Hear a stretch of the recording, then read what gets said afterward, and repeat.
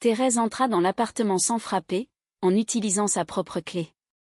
Dès le seuil de la porte, elle jeta un lourd sac de voyage sur le sol. Marine se retourna, s'éloignant de la cuisinière. Dans ce sac, il y avait ses propres affaires, un pull, des chaussons, un chargeur de téléphone, et une trousse de toilette. C'était tout ce que des mains étrangères avaient pu ramasser à la hâte. « Fais tes valises, dit la belle-mère, s'installant sur le canapé avec l'assurance d'une propriétaire. Tu as assez pollué l'air ici. Marine tenait encore la spatule au-dessus de la poêle, d'où s'échappait une odeur d'oignon frit. Soudain, cette odeur lui donna la nausée. Thérèse, que se passe-t-il? Il se passe que Julien demande le divorce. Nous avons tout décidé. Marine coupa le gaz. Ses propres mains lui semblaient soudain engourdies, étrangères. Qui ça, nous? Nous, mon fils et moi. La belle-mère balaya la cuisine du regard, comme si elle réfléchissait déjà à la façon de réaménager l'espace. Mon fils demande le divorce. Tous les biens sont à nous.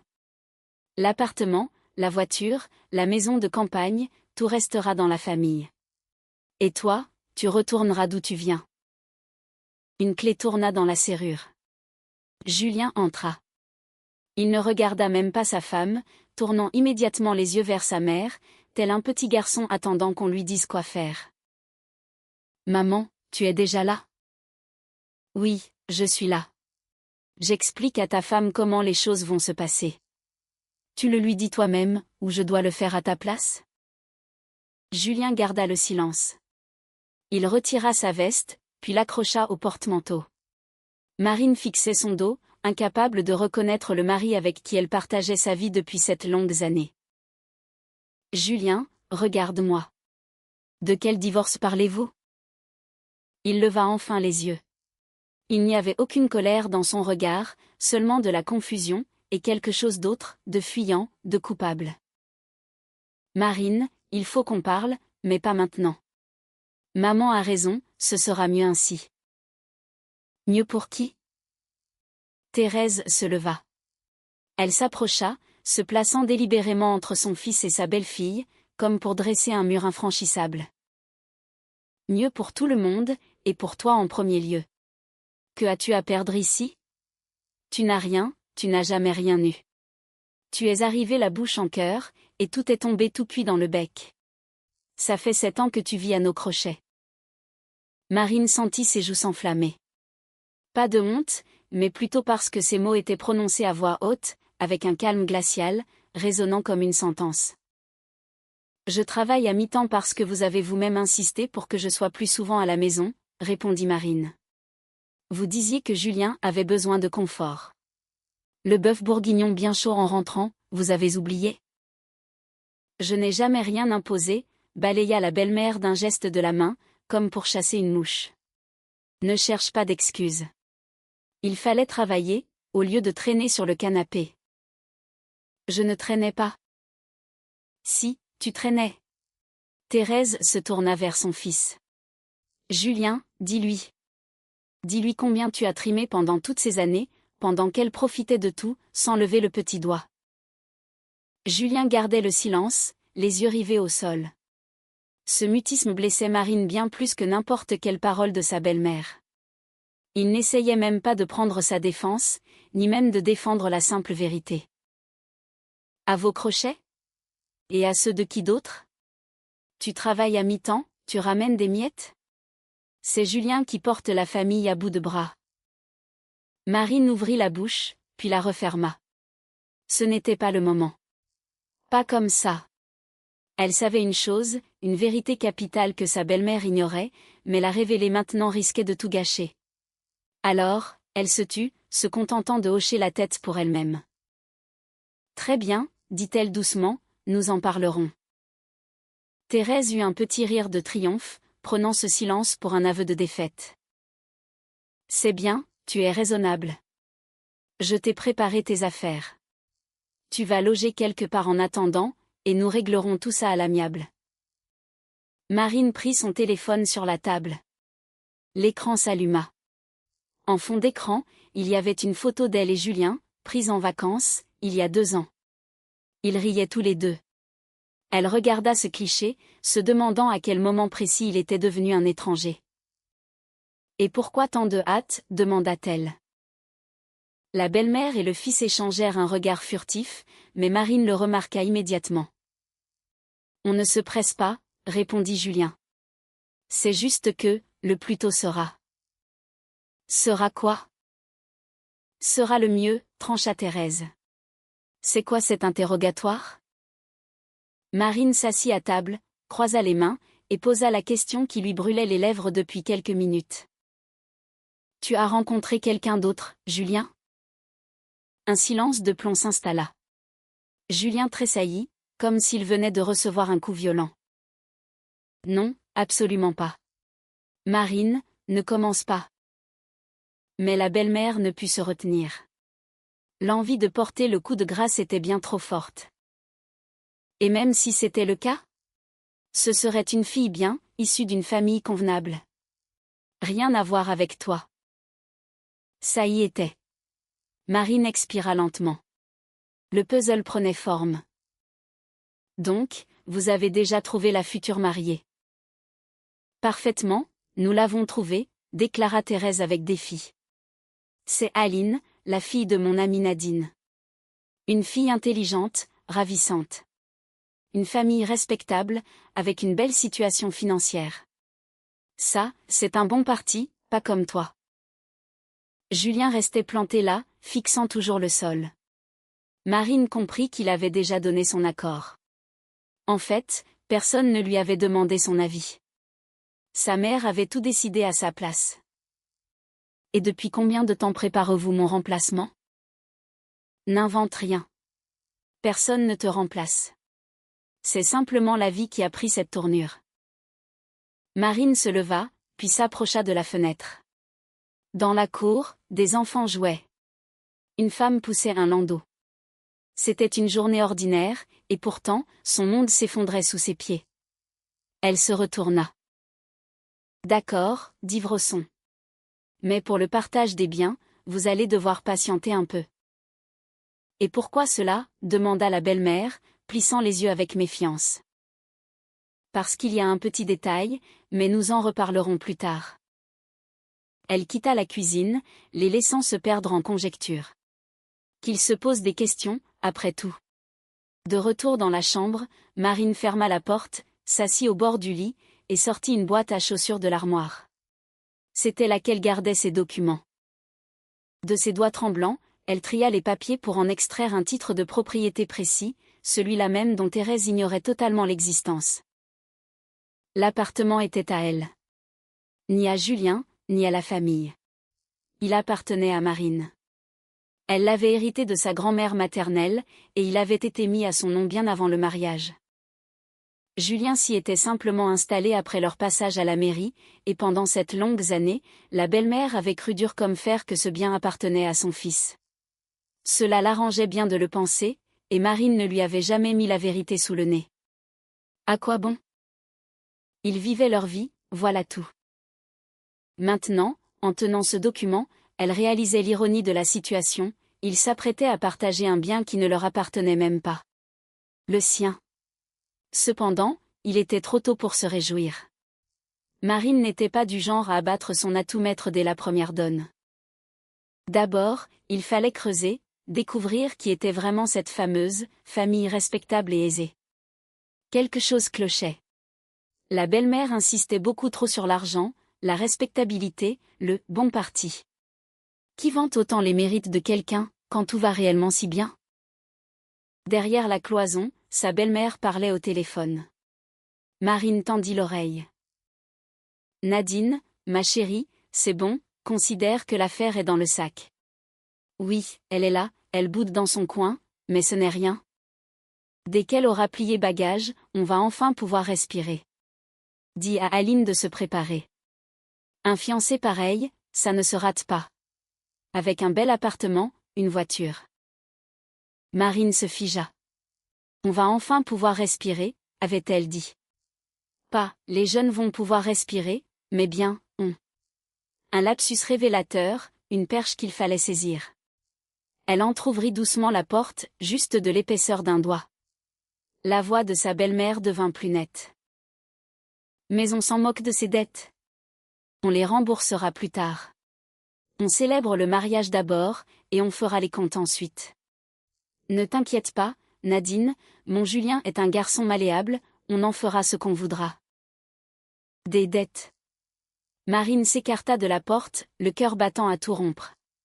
La fameuse famille respectable, soi-disant aisée, était criblée de dettes, qu'elle prévoyait de rembourser plus tard. Mais sur le compte de qui? Elle se rassit sur le lit. Son atout avec l'appartement était déjà puissant, mais à présent, elle brûlait d'impatience de tout découvrir sur cette fameuse Aline et sa mère. Le soir venu, Julien entra dans la chambre. Marine fit semblant de lire. « Marine, pourquoi tu ne fais pas tes cartons? Quelle est l'urgence? Maman dit qu'il vaut mieux que ça se fasse vite. » Maman. Marine posa son livre. « Julien, tu as 34 ans. À quoi te sert ta propre tête, bon sang? » Il s'assit sur une chaise, contre le mur, bien à l'écart pour ne pas être trop près d'elle. « J'ai bien réfléchi. Ça ne va plus entre nous depuis longtemps. Tu vois bien, comme moi, que ça ne marche plus. Il y a un mois, nous sommes allés au cinéma, nous avons mangé des glaces, et tu riais. Et maintenant, tu parles de divorce. Que s'est-il passé en un mois? » Julien détourna le regard, fuyant le sien.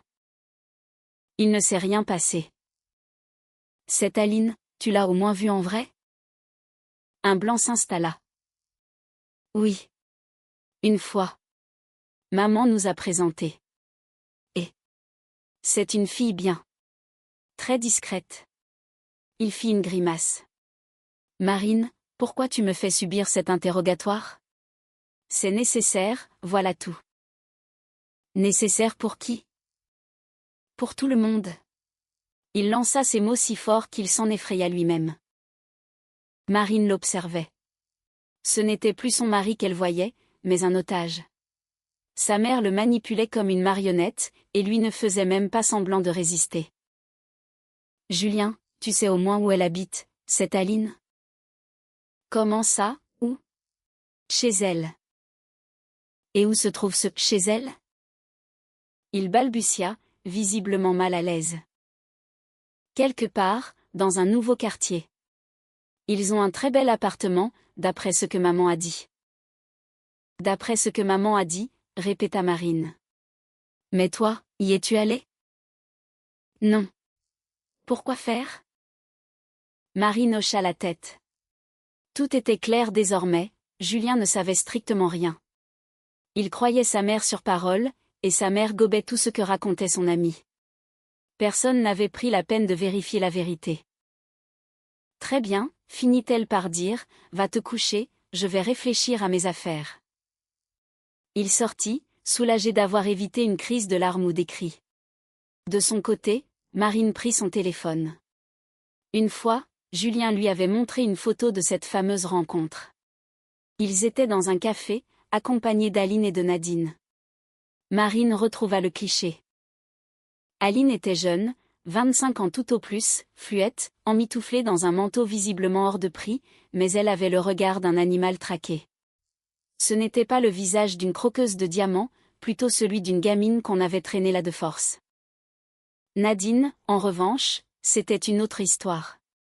Elle affichait un large sourire, mais ses yeux étaient perçants, calculateurs. Le genre de femme qui ne lâche jamais sa proie. Le lendemain, Marine n'alla pas travailler, elle prit sa journée. Elle avait une mission bien plus importante. Elle se rappelait d'un détail, sur la photo au café, on apercevait en arrière-plan l'enseigne d'une petite boulangerie au nom caractéristique. Marine connaissait cet endroit. C'était dans le quartier voisin, tout près du marché. Si la rencontre avait eu lieu là, cela signifiait que Nadine habitait probablement dans les parages. On ne fixe pas un rendez-vous à l'autre bout de la ville sans bonne raison. Marine se rendit jusqu'à cette boulangerie, acheta une viennoiserie, et engagea la conversation avec la vendeuse, une femme d'un certain âge, le genre de personne qui connaît tous les potins du quartier. « Dites-moi, je cherche mon amie Nadine. » Une dame assez forte, très expansive. Elle a une fille qui s'appelle Aline. Ça vous dit quelque chose? Le visage de la boulangère s'éclaira. Nadine? Bien sûr que je la connais. Elle habite juste de l'autre côté de la cour, dans l'immeuble avec le toit vert. Mais dites donc, quelle sorte d'amie êtes-vous pour ne pas connaître son adresse? Oh, nous nous sommes un peu perdus de vue, mentit Marine habilement. Il me semble qu'elle a déménagé récemment, qu'elle a acheté un très bel appartement. La vendeuse pouffa de rire, manquant de faire tomber sa patte. Un bel appartement, ma pauvre dame. Elle louait un vrai taudis, et elles y sont toujours. Ça fait plus d'1 an que Nadine ne paie plus son loyer en totalité. Le propriétaire a même menacé d'appeler la police. Quel appartement? De quoi parlez-vous? Marine sentit un frisson la parcourir, mais c'était le frisson de l'excitation, de la chasse. Elles sont locataires. Et moi qui croyais qu'elles étaient propriétaires, qu'elles vivaient dans l'opulence. L'opulence. La vendeuse baissa la voix, se faisant confidente. Ah ça, pour jeter de la poudre aux yeux, ce sont des championnes. La petite Aline croule sous les crédits. Son téléphone, elle le paie en plusieurs fois, et j'ai entendu dire que son beau manteau. C'était pareil. Sa mère passe son temps à lui chercher un fiancé bien riche. Elles en avaient ferré un, mais il a pris ses jambes à son cou quand il a découvert l'ampleur de leurs dettes. Marine restait plantée là, écoutant attentivement, tandis que les pièces du puzzle s'emboîtaient à la perfection. La famille respectable avec de la fortune vivait dans un taudis en location, asphyxiée par les dettes. Et maintenant, elle cherchait un pigeon friqué, Julien, avec son bel appartement, sa voiture, sa maison de campagne. Sauf qu'il y avait un léger hic. Ni l'appartement, ni grand-chose d'autre, à bien y regarder, n'appartenait réellement à Julien. L'appartement était à Marine. La voiture avait été achetée à crédit, un crédit que Marine remboursait consciencieusement avec son salaire de misère, pendant que monsieur portait la famille à bout de bras. Quant à la maison de campagne, elle appartenait aux parents, donc à sa belle-mère, qui était encore belle et bien vivante et en pleine forme, il n'y avait donc rien à gratter de ce côté-là non plus. C'était à la fois comique et pathétique. Nadine avait lancé sa fille sur une cible sans le sou, tandis que Thérèse, pauvre sotte, avait fait entrer des chasseuses de primes dans sa propre famille, espérant mettre la main sur une fortune que son fils ne possédait même pas. Et les deux mégères étaient persuadées de réaliser l'affaire du siècle. « Vous pourriez m'indiquer l'adresse exacte » demanda Marine, feignant l'indifférence. « J'irai lui faire un petit coucou. » La boulangère lui donna les indications, le bâtiment au toit vert, la deuxième entrée, le 4e étage, l'appartement au bout du couloir. Le propriétaire, un certain monsieur le maire, un homme rugueux, habitait juste au-dessus, au 5e, et descendait réclamer son dû toutes les semaines. Marine la remercia chaleureusement, sortit de la boutique, et décida de ne pas rentrer chez elle tout de suite. Puisqu'elle était là, autant voir ce fameux taudis de ses propres yeux. Elle contourna la cour intérieure et trouva sans peine l'immeuble au toit vert. C'était une vieille bâtisse de 5 étages des plus banales, la peinture s'écaillait sur les murs, et le linge séchait sur des cordes tendues aux fenêtres. C'est alors que la chance lui sourit. De la deuxième entrée sortit Nadine en personne. Vêtue d'un peignoir usé, sans une once de maquillage, un sac poubelle à la main, elle n'avait plus rien de la reine mondaine qui étalait sa fausse richesse devant sa belle-mère. C'était juste une femme épuisée par les soucis. Elle marcha jusqu'aux poubelles, jeta son sac, et s'arrêta pour discuter avec une voisine. Marine recula dans l'ombre, au coin du mur, et tendit l'oreille. « Oh là là, de quel argent tu me parles » se lamentait Nadine auprès de sa voisine. « Monsieur le maire est encore descendu me faire un scandale, il menace de nous expulser. Je lui ai dit, soyez patient, laissez-moi marier ma fille à un homme riche. Et je vous rembourserai jusqu'au dernier centime. Un fiancé propriétaire d'un appartement vient justement d'arriver, tu te rends compte? L'affaire est sur le point de se conclure. Espérons-le, mon Dieu, soupira la voisine, compatissante. Parce que traîner d'appartement loué en appartement loué, ça va un temps. C'est exactement ce que je dis. Encore un petit effort, il faut serrer les dents. Mais Aline fait de la résistance, cette idiote. Enfin, elle n'aura pas le choix. Dès qu'elle lui aura mis le grappin dessus, on pourra enfin vivre correctement. Cachée derrière le mur, Marine écoutait ces femmes se partager sa propre vie, comme si elle n'était déjà plus qu'un fantôme. Un fiancé propriétaire. S'il savait seulement à qui appartenait cet appartement. Elle quitta la cour sur la pointe des pieds. Tout était clair comme de l'eau de roche. Il n'y avait aucun malentendu, aucune erreur. Nadine savait parfaitement ce qu'elle faisait, elle prostituait sa fille pour combler des dettes avec un argent que Julien n'avait pas. Marine remercia le ciel pour ce coup de chance inouï, s'assit sur un banc près de la boulangerie, et sortit son téléphone. Ses doigts la démangeaient. Elle mourait d'envie d'appeler Julien sur le champ pour tout déballer. Mais non, c'était trop tôt. Si elle se précipitait en hurlant, ce sont des escrocs, elles sont couvertes de dettes, personne ne la croirait. Sa belle-mère rétorquerait avec mépris, elle ment, elle est jalouse. Elle invente tout ça pour empêcher le divorce. Et Julien, se lâche, croirait sa mère, pas sa femme. Non, il fallait qu'ils le voient par eux-mêmes, de leurs propres yeux, devant cette fameuse porte. Marine composa le numéro de sa seule vraie amie, Sylvie, la seule personne en qui elle avait une confiance aveugle. Sylvie, salut. Écoute-moi bien, j'ai besoin de ton aide. Voilà la situation. Elle lui relata brièvement le contexte, le divorce surprise, les manigances de la belle-mère, la future mariée soi-disant fortunée, et enfin, la découverte de ce taudis misérable et des fameuses dettes. Mais ma pauvre Marine, ils te prennent vraiment pour une idiote, s'indigna Sylvie à l'autre bout du fil. Écoute, tu veux que je retrouve ce propriétaire, ce le maire ? Je m'arrange pour qu'il débarque au milieu du dîner et leur réclame son loyer devant tout le monde. Ça, ce serait drôle. Pas pour l'instant, répondit Marine, un sourire aux lèvres. Si elles finissent par venir faire les présentations, je veux que la bombe éclate à ce moment-là, autour de la table. J'ai juste besoin que Julien réalise la situation par lui-même, pas par mon intermédiaire. Qu'est-ce que tu es diabolique, rit Sylvie. D'accord, mais au moindre problème, tu m'appelles. J'arrive en trombe. C'est noté. Sur le chemin du retour, Marine fit un détour par sa banque. Elle devait s'assurer d'un détail très précis concernant le crédit de la voiture. Le conseiller financier sortit le contrat et le parcourut attentivement. Tout est en ordre. Le payeur principal, c'est bien vous, madame. Tous les prélèvements sont effectués depuis votre carte bancaire, sans aucun retard ni incident de paiement. Votre mari est effectivement co-emprunteur sur le papier, mais dans les faits, c'est vous qui assumez la charge. Et si, par exemple, nous venions à divorcer, à qui reviendrait le véhicule ? Pour cela, il faudra consulter un avocat, madame, répondit le banquier en haussant les épaules.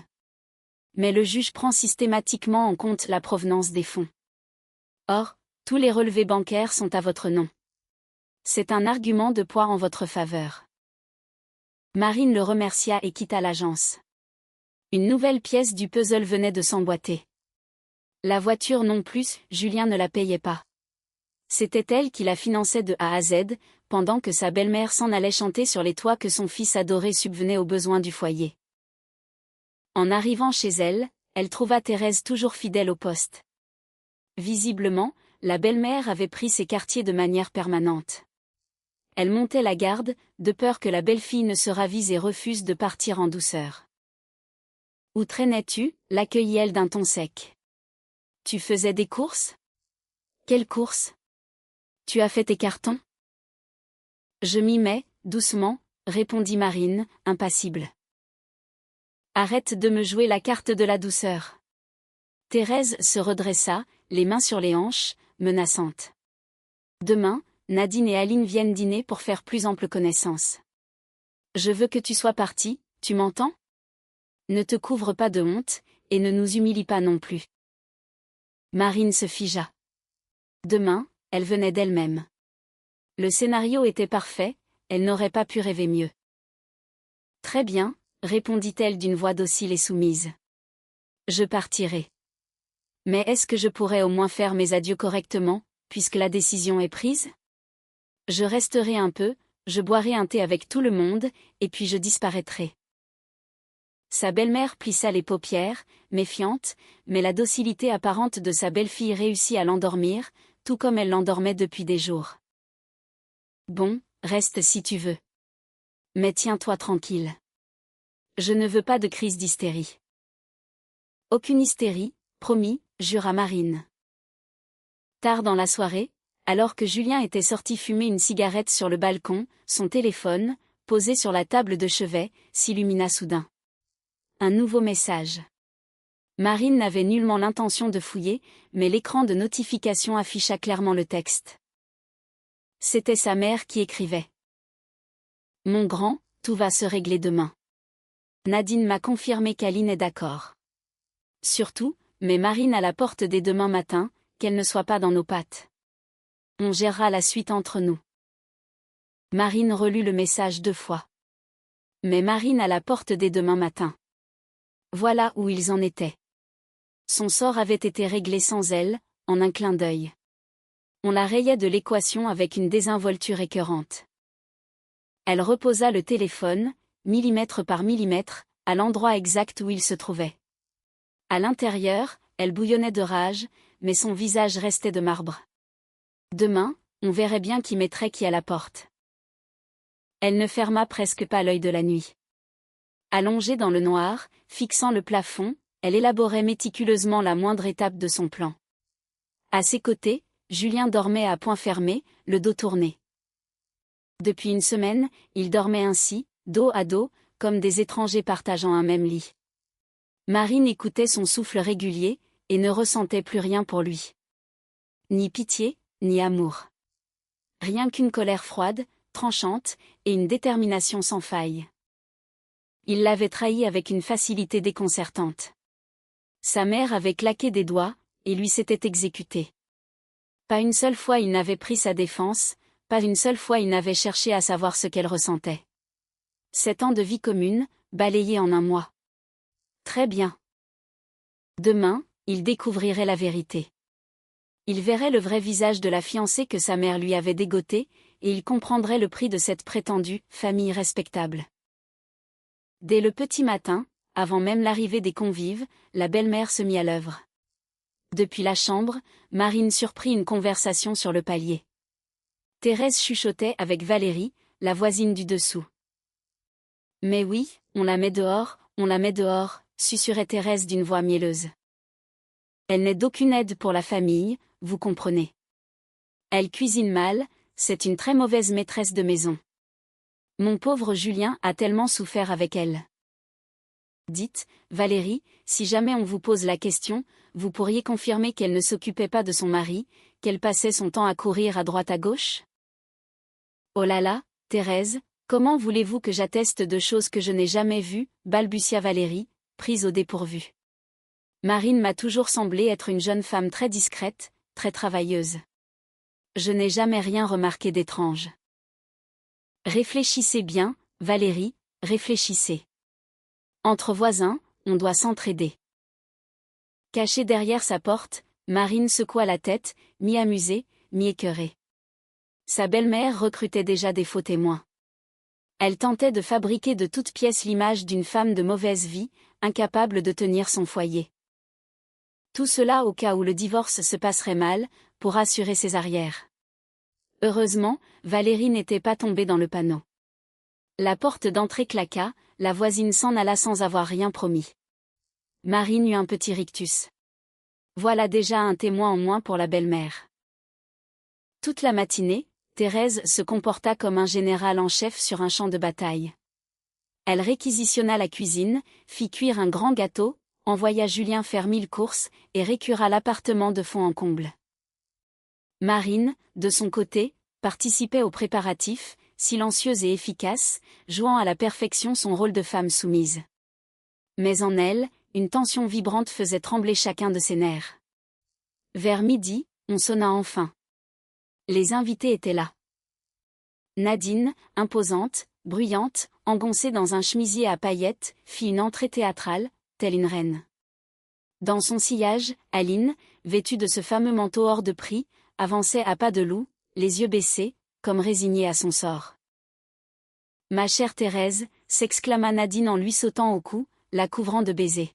« Enfin !» Nous n'en pouvions plus d'attendre. « Entrez, je vous en prie, entrez » jubilait Thérèse, rayonnante. « Venez, je vous présente Julien.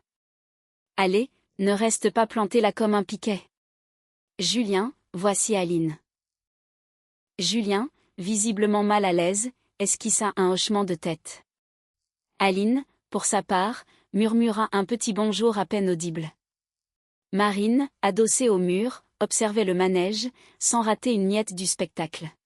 « Et elle, qui est-ce » demanda soudain Nadine, désignant Marine du menton, avec le même mépris que si elle avait désigné un vieux meuble encombrant. « Oh, ce n'est rien » balaya Thérèse d'un geste dédaigneux. « C'est l'ex-femme. Elle fait ses valises. Elle est juste venue dire au revoir. » Marine se contenta d'un sourire poli et garda le silence. La colère lui brûlait la gorge, mais elle restait digne. Ils passèrent à table. Immédiatement, Nadine monopolisa la conversation. Elle tarissait d'éloges sur sa fille, vantant ses talents de cuisinière, son intelligence, et son sens de l'organisation. Mais ce qui compte par-dessus tout, c'est que nous formons une famille solide et très à cheval sur les principes, déclamait Nadine en se servant une énorme part de gâteau. Nous avons toujours veillé à ce qu'Aline ne manque de rien. Elle possède son propre appartement, c'est une jeune femme très bien installée. Ce ne sont pas des miséreux. Exactement, renchérissait Thérèse, buvant ses paroles. C'est tout autre chose, ça n'a rien à voir. Marine but une gorgée de thé. Elle décida qu'il était temps de bousculer un peu le scénario. Elle tendit une tasse à Nadine, de l'air le plus innocent du monde, glissa. « Il est magnifique, ce manteau qu'Aline porte. Il doit valoir une fortune, n'est-ce pas ?» Nadine s'illumina, flattée. « Bien entendu.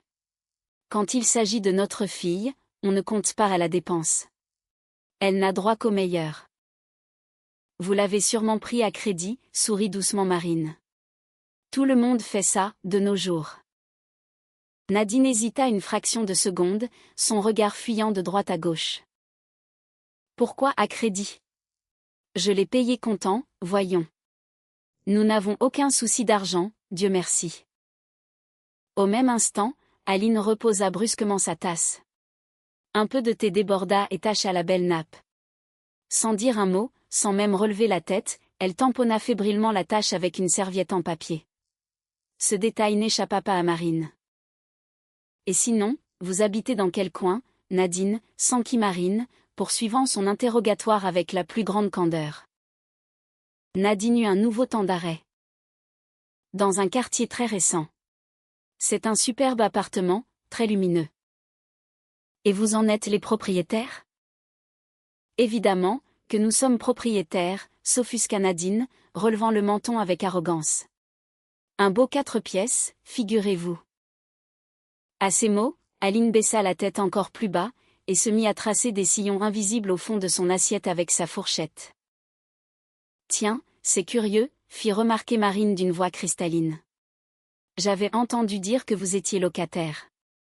Chez un certain monsieur le maire, dans un vieil immeuble avec un toit vert. » Un silence glacial s'abattit instantanément sur la tablée. Le visage de Nadine se figea, blême. Aline se pétrifia. « Qui vous a raconté une absurdité pareille » cracha Nadine, la voix subitement plus grave. « De bonnes âmes. Monsieur le maire lui-même, par exemple, » répondit Marine, scrutant chaque réaction sur le visage de Nadine. « Il paraît que cela fait plus d'1 an que vous ne lui payez plus l'intégralité du loyer. » C'est un ramassis de mensonges. Nadine bondit de sa chaise, trahissant sa nervosité. « Thérèse, comment as-tu pu laisser ton ex-femme entrer ici ? Elle n'est venue que pour nous insulter et répandre ses calomnies. » Thérèse, paniquée, perdit contenance. « Marine, mais qu'est-ce qui te prend ? Tu as perdu la tête ? Tu n'as donc aucune honte ? » « Je n'affirme rien, » rétorqua Marine, se levant à son tour, d'un calme olympien. « Je vous propose simplement de vérifier par nous-mêmes. C'est l'histoire de 20 minutes, pas plus. Allons tous faire un tour à cet immeuble au toit vert. Si j'ai menti, je vous présenterai mes excuses publiques, je partirai sur le champ, et vous n'entendrez plus jamais parler de moi. Mais si je dis la vérité. Elle balaya l'assistance du regard. Alors Julien décidera lui-même qui il veut épouser. Alors, on y va? Nadine fut prise de court, sentant le piège se refermer sur elle. Elle devait réagir, et vite, attaquer pour se défendre. Thérèse, regarde-la, jacassa-t-elle, au bord de l'hystérie. C'est la jalousie qui l'a fait parler, rien d'autre. Elle a une vie minable, elle n'a même pas été capable de te donner des petits-enfants, et elle est incapable de garder son mari. C'est pour ça qu'elle enrage. Elle inventerait n'importe quoi, juste pour ruiner la vie de ma pauvre Aline. Tout à fait, renchérit Thérèse, s'accrochant à cette bouée de sauvetage. C'est une jalouse maladive, Nadine. Elle a toujours été comme ça. Marine écoutait ce déversement de haine avec une impassibilité déconcertante. Quel cri, qu'elle s'époumonne. Plus elle monterait haut, plus la chute serait douloureuse. Il est hors de question que nous y allions, hurla Nadine. C'est une insulte inacceptable. Et pourquoi refuseriez-vous, si vous n'avez rien à vous reprocher? Marine plongea son regard dans celui de Nadine, le défiant ouvertement. Un appartement qui vous appartient, 4 belles pièces, très lumineux. Montrez-le-nous. Quoi de plus simple? Julien, qui était resté muet comme une carpe depuis le début, éleva brusquement la voix. C'est vrai, ça. Allons-y. Quel est le problème, si c'est vraiment votre appartement? Nadine lui lança un regard noir, fulgurant, capable de réduire un homme en cendres. Julien, chéri, pourquoi s'abaisser à de telles vérifications? Tu ne fais pas confiance à ta future épouse? Cette future épouse, c'est la 2e fois de ma vie que je la vois, lâcha sèchement Julien.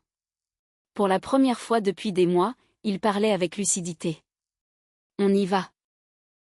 Thérèse s'agita, paniquée par la tournure des événements. Mon petit garçon, ne l'écoute pas, je t'en supplie. Marine ment effrontément, elle fait ça pour se venger. Maman. Julien se dressa de toute sa hauteur. Si elle ment, nous le saurons très vite. Mais si elle dit vrai, je veux savoir quel genre de femme tu essaies de me coller dans les pattes. Comprenant qu'elle avait perdu le contrôle de la situation, Nadine se jeta sur son sac à main. C'est terminé, nous partons. Lève-toi, Aline. Thérèse, je te croyais une femme de qualité, mais tu vis dans un véritable cirque. Nadine, attends, je t'en prie. Mais alors, il se produisit ce que personne, absolument personne, n'avait anticipé. Aline, restée prostrée tout au long du repas, le regard désespérément fixé sur son assiette, releva soudainement la tête. Ses yeux étaient noyés de larmes. Ça suffit, maman. Arrête. Aline, tais-toi. Non, je ne me tairai pas. Sa voix tremblait de tout son long, mais elle ne flancha pas. J'en ai assez de tout ça. Combien de temps vas-tu encore mentir? Oui, nous sommes locataires. Oui, nous sommes criblés de dettes. Et non, je ne suis ni une parfaite maîtresse de maison, ni une fille intelligente. Je suis noyée sous les crédits, des crédits que tu m'as forcé à contracter. Tais-toi à l'instant, je te dis. Nadine agrippa violemment le bras de sa fille. Non, hurla Aline en se dégageant d'une secousse. Je ne voulais même pas venir. C'est toi qui m'as obligée. Tu m'as dit, regarde ce beau parti, un homme riche avec un appartement. Accroche-toi à lui, et on pourra enfin s'en sortir. Mais je refuse de vivre comme ça. Je refuse de me vendre à un inconnu pour éponger tes dettes. Un silence de mort envahit la pièce. La cuisine semblait suspendue dans le vide. Thérèse resta la bouche béante, incapable d'articuler la moindre syllabe. Julien tourna la tête, regardant sa mère, puis Nadine, puis de nouveau sa mère. Un homme riche, donc, murmura-t-il, abasourdi. Avec un appartement. Nadine, voyant que son château de cartes s'était définitivement écroulé, opta pour la stratégie de l'attaque frontale. Et alors, qu'y a-t-il de mal à ça? Tout le monde fait ça. Il faut bien que je case ma fille. Toi, tu as un appartement, tu as une voiture. Qu'est-ce que ça te coûte de partager un peu de ta richesse? Vous vous prélassez dans le luxe, pendant que nous crevons de faim. C'en était trop pour Marine. Mais au lieu d'éclater en sanglots ou d'hurler, elle s'exprima d'une voix calme, limpide et puissante, pour que chaque mot se grave dans la pierre. Stop. Reprenons ce point, voulez-vous? Celui concernant l'appartement. Tous les regards convergèrent vers elle. Julien. Marine fixait son mari droit dans les yeux. Pourquoi ne racontes-tu pas à Nadine à qui appartient ce logement, dans lequel nous sommes actuellement attablés, et dont ta chère maman a déjà fait le partage? Julien se renfrogna. Bah, il est à nous. À nous deux. Marine haussa un sourcil sceptique. Face à cette moue, Julien perdit ses moyens, balbutiant. À cet instant précis, une vérité effroyable commença à faire son chemin dans l'esprit de Thérèse. Elle devint livide. Marine, je t'interdis de faire ça. M'interdire? Et pourquoi donc? Le ton de Marine s'éleva. Ça fait 7 ans que tu racontes à tout le quartier que cet appartement est celui de ton fils bien-aimé, que c'est un bien familial, et que je suis arrivée là-dedans sans rien avoir à faire. Eh bien, vas-y, Thérèse, devant nos invités, dis-nous au nom de qui le titre de propriété a été rédigé. La belle-mère resta mutique, ses lèvres tremblaient de façon incontrôlable. Tu refuses de répondre? Très bien, je vais le faire à ta place. Marine engloba toute la cuisine de son bras, de la table au mur. Cet appartement est à moi.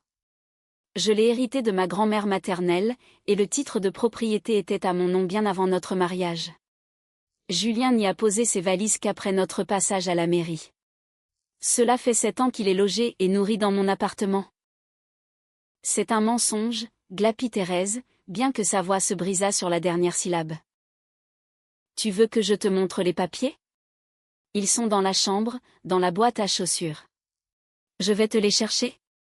Marine fit un pas décidé vers le couloir. Je vais les ramener tout de suite. Et tu les liras à voix haute devant tout le monde. Sa belle-mère ne répliqua rien. Ce silence pesant en disait bien plus long que n'importe quelle dénégation. Nadine passait son regard halluciné de l'une à l'autre. La vérité faisait son chemin dans son esprit, lente mais impitoyable. Minute. Comment ça, c'est à elle? Thérèse, tu m'avais juré que tout appartenait à ton fils. L'appartement, la voiture. La voiture est à crédit, ajouta Marine d'un ton monocorde. Un crédit que je rembourse seul avec mon salaire, ce que vous qualifiez de salaire de misère. Quant à la maison de campagne, elle appartient à madame, qui se porte comme un charme, Dieu merci. Il n'y a donc aucun héritage à partager. En conclusion, Nadine, il n'y a plus rien à gratter ici pour votre chère Aline. Votre fiancé fortuné est fauché comme les blés. Tout ce sur quoi vous lorgnez m'appartient en propre. Nadine resta la mâchoire décrochée, avant de faire volte-face vers Thérèse. De ses manières doucereuses et mielleuses, il ne restait plus la moindre trace. Tu t'es bien moqué de moi. J'ai traîné ma fille jusqu'ici. Je t'ai fait confiance, et au bout du compte, ton fils n'a pas un sous-vaillant. C'est un va-nu-pied. Nadine, je te jure que je ne savais pas, je veux dire. Thérèse était complètement acculée. J'étais persuadée qu'elle. Persuadée, éructa Nadine, secouée de tremblements nerveux. Est-ce que tu réalises que par ta faute, j'ai laissé passer un autre fiancé? Un homme très bien, blindé aux as. Et toi, tu me refourbes ce tocard. Ne te permets pas de hurler sur mon fils. Ton fils? Mais ton fils n'est rien, il vit au crochet d'une bonne femme. Et la guerre éclata. Les deux amis, qui quelques minutes plus tôt roucoulaient de concert autour de la table, se hurlaient désormais au visage, pointant un doigt accusateur, déterrant les vieilles rancunes et les crachant comme du venin. Thérèse hurlait à plein poumon que Nadine était une arnaqueuse doublée d'une mauvaise mère, avec une fille ratée. Nadine vociférait que Thérèse n'était qu'une clocharde incapable d'élever un homme, tout juste bon à devenir un pantin castré. Marine, en retrait, observait la scène dans le plus grand des silences. C'était exactement ce qu'elle escomptait. Quel centre tue. Aline, elle, sanglotait silencieusement près de la fenêtre. Marine s'approcha doucement d'elle. « Viens », lui dit-elle en lui effleurant le coude. « Tout ceci ne te concerne plus. Fuis. » Aline la regarda à travers ses larmes, les yeux emplis d'une immense gratitude, mais aussi de honte. « Pardonnez-moi, je vous le jure, je ne voulais pas, maman m'a dit qu'on n'avait pas le choix, qu'on allait être jeté à la rue, parce qu'il n'y a plus d'argent. » Je m'en doute, soupira Marine. Rentre chez toi. Éloigne-toi de ta mère, et commence à utiliser ta propre tête. Sinon, elle continuera de te vendre au plus offrant jusqu'à la fin de tes jours. Aline acquiesça vivement, s'empara de son lourd manteau, et se précipita hors de l'appartement. Dans l'arène de la cuisine, Nadine ne s'aperçut même pas de la désertion de sa fille. Elle était trop occupée à écharper sa vieille amie. Au milieu de ce carnage verbal, Julien restait hagard, comme anesthésié. Il regardait ses deux harpies se traîner dans la boue, et pour la première fois de son existence, les écailles tombaient de ses yeux. Il voyait sa mère, prête à le jeter dans les bras d'une inconnue pour un mariage prétendument avantageux. Il voyait la prétendue « famille parfaite » qui se révélait être un piteux repère d'escrocs ruinés. Et il voyait sa femme, l'épouse qu'il avait balayée de sa vie en moins d'un mois sur un simple coup de tête de sa mère. « Ça suffit », murmura-t-il, la voix cassée. Mais personne ne l'entendit. « Cessez d'y a suffi », rugit-il soudain avec une telle force que la vaisselle en trembla sur la table. Les deux femmes se turent net, stupéfaites. Julien pivota vers Nadine. « Sortez d'ici. Et ne remettez plus jamais les pieds chez nous, ni vous ni votre fille. Il n'y aura jamais de mariage. » Comme si j'en voulais encore, cracha Nadine en saisissant brusquement son sac. Bande de miséreux. Elle prit la poudre d'escampette et claqua la porte d'entrée avec une telle fureur que des morceaux de plâtre s'effritèrent du mur. Un grand silence s'abattit sur l'appartement. Seul le tic-tac monotone de l'horloge murale et le goutte-à-goutte du robinet de la cuisine brisaient cette immobilité. Lentement, très lentement, Julien tourna la tête vers sa mère. « Maman. Tu savais que cet appartement appartenait à Marine ?» Thérèse refusa de croiser son regard. « Julien, voyons, comment voulais-tu que je le sache ?» s'indigna-t-elle, sur la défensive. Elle n'en a jamais parlé. Pour moi, c'était l'appartement du couple, le vôtre, un bien familial. Quelle importance, au fond. Nous sommes une famille, tout est à tout le monde. À tout le monde, répéta Julien avec un rire empreint d'amertume. Tu m'as forcé à divorcer de la femme qui partage ma vie depuis 7 ans, tout ça pour me jeter dans les bras de la fille de ton ami, une fille que tu n'avais pour ainsi dire jamais vue. Tu as pris la peine de vérifier à qui tu avais affaire ? Tu es allé chez elle, au moins une fois ? Sa mère ne répondit pas. Le silence lui servait d'aveu. Tu n'y es jamais allé, constata Julien. Tu as cru cette vipère sur parole, et tu as bien failli m'envoyer au casse-pipe, droit vers la ruine. Heureusement que Marine, elle, n'est pas aussi stupide que moi. Il se tourna vers son épouse, et il y avait une infinité de sentiments qui se bousculaient dans son regard, de la honte, une immense culpabilité, et un profond désarroi. Marine, de son côté, le dévisageait avec froideur, incapable de définir ce qu'elle ressentait au juste. « Marine, je t'en supplie, pardonne-moi. Je suis le roi des crétins. » Marine resta de marbre. « Je ne t'ai pas écouté. Ma mère m'a retourné le cerveau, et je suis tombée dans le panneau. Je suis tellement désolée. On oublie tout, d'accord ? Dis oui. » C'est à ce moment que Marine reprit la parole. Elle s'exprimait avec une douceur trompeuse, mais chaque mot s'écrasait comme un bloc de pierre. « Qu'on oublie, Julien ? Tu as empaqueté mes affaires dans un sac de voyage.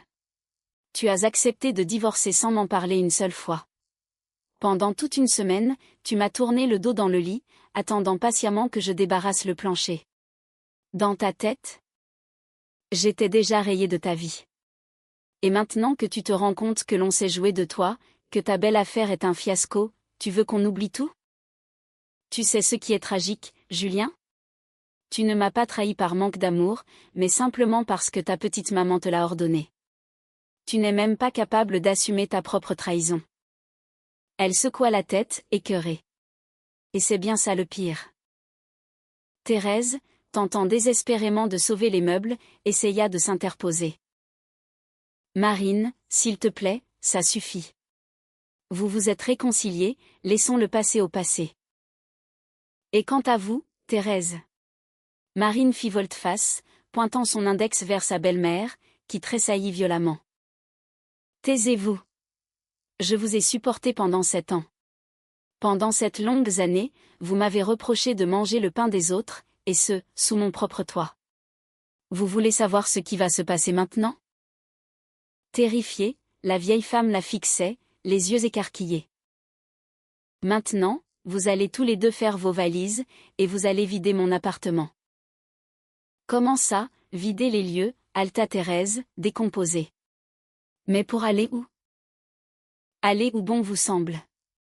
Sur votre chère maison de campagne. Ou alors, que Julien trouve une location, puisqu'il est soi-disant un homme indépendant, le pilier de la famille. Marine eut un sourire sans joie. Mais désormais, il devra payer ses factures tout seul, sans l'aide de mon misérable salaire. Julien était devenu livide, la couleur fuyant son visage. Marine. Tu es sérieuse? Plus que jamais. Cet appartement est le mien. Je ne veux plus te voir ici, ni toi, ni ta mère. Vous vouliez un divorce? Vous l'aurez, votre divorce. À la seule différence que c'est toi qui feras tes cartons, pas moi. Dévastée, Thérèse s'effondra lourdement sur une chaise. Son cerveau intégrait enfin les conséquences de ses propres manigances. Elle avait cherché à jeter sa belle-fille dehors pour la remplacer par un parti plus avantageux. Au lieu de cela, elle avait jeté son propre fils à la rue, l'expulsant d'un appartement qu'elle convoitait de toutes ses forces, mais qui n'avait jamais été à lui. Mon Julien, murmura-t-elle d'une voix chevrotante. Mais comment en est-on arrivé là? C'est ainsi, maman, répondit Julien, la voix atone. C'est ainsi. Il posa les yeux sur ce fameux sac de voyage, celui-là même que sa mère avait jeté sur le sol quelques jours plus tôt, rempli des affaires de sa femme.